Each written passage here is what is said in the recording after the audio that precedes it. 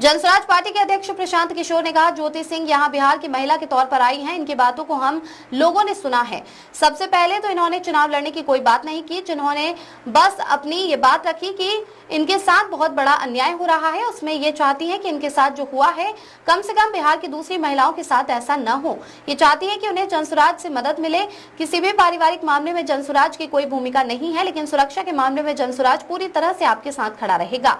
पवन सिंह भी हमारे मित्र हैं, ये उनका पारिवारिक मामला है और इसमें हम कुछ नहीं कह सकते। मेरी ये सामाजिक जिम्मेदारी है कि मैं इनसे मुलाकात करूं और इनकी बात सुनूं। बिहार की कोई भी महिला, शहरी या अन्य व्यक्ति यदि उसे लगता है कि हमारे सामने अपनी बात रखने से उसे मदद मिल सकती है तो हम सुनने के लिए तैयार हैं। ज्योति जी ने बताया यहाँ ये आई थी, यहाँ आई है और ये बिहार के एक शहरी के तौर पर, एक महिला के तौर पर यहाँ आई हैं। हम लोग उदय सिंह जी जो पार्टी के प्रेसिडेंट हैं, किशोर कुमार मुन्ना जी और सुधीर शर्मा जी, मैं, 4 लोग हम लोग इनकी बातों को हम लोगों ने सुना है। सबसे पहले तो इन्होंने चुनाव लड़ने की कोई बात नहीं करी है। चुनाव लड़ना, टिकट पाना, मुझे ऐसा जो बातचीत से लगा ये उनका उद्देश्य नहीं है और उसको लेकर कोई बातचीत नहीं हो रही है। ये बातचीत इन्होंने बस इतनी रखी है कि इनके साथ, इनके शब्दों में, क्योंकि मैं तो जानता नहीं हूँ, हम लोग कोई कोर्ट न्यायालय तो है नहीं, लेकिन इनको जो लग रहा है कि इनके साथ बहुत बड़ा अन्याय हो रहा है, उसमें ये चाहती हैं कि इनके साथ जो हुआ वो कम से कम बिहार की दूसरी महिलाओं के साथ न हो, आपके बेटी बहन के साथ न हो। ये चाहती हैं कि जनसुराज से इनको मदद मिले, जनसुराज इनके साथ खड़ा हो। तो एक मिनट रुकिए, मैंने इनको आश्वस्त किया है कि जो आपका पारिवारिक मामला है, वो चाहे किसी का पारिवारिक मामला हो, उसमें जनसुराज या प्रशांत किशोर की ना भूमिका कभी थी ना कभी आगे हो सकती है। लेकिन अगर आपको सुरक्षा को लेकर या लोकतांत्रिक जो मूल्य हैं, जिसमें हर नागरिक को, हर शहरी को अपनी बात कहने का अधिकार है, उसके लिए आपको डरने की जरूरत नहीं है। आपको या आपके साथियों को अगर कोई डर लग रहा है तो आप बिल्कुल जानिए कि जनसुराज पूरी तरीके से आपके साथ खड़ा रहेगा।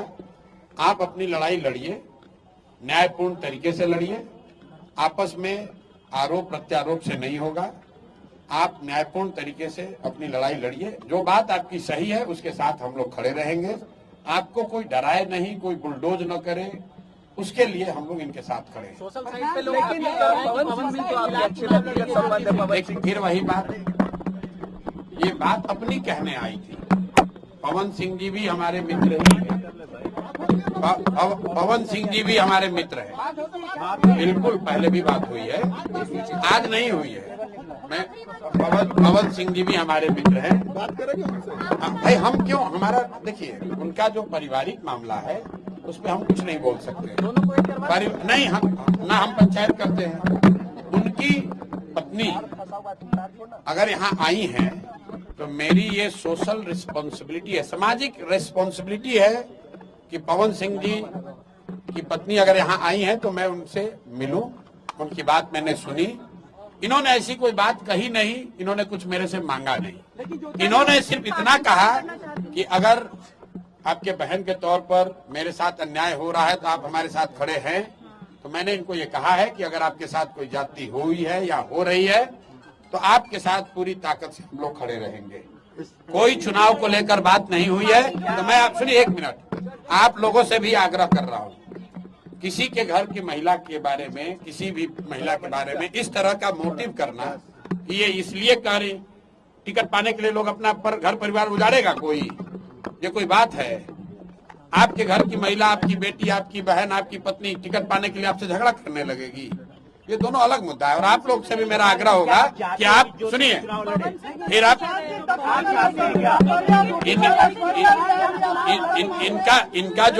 इनका जो मसला है वो चुनाव के समय नहीं शुरू हुआ है, वो पिछले 2-3 साल से, जो इन्होंने बताया, पिछले 2-3 साल का मसला है।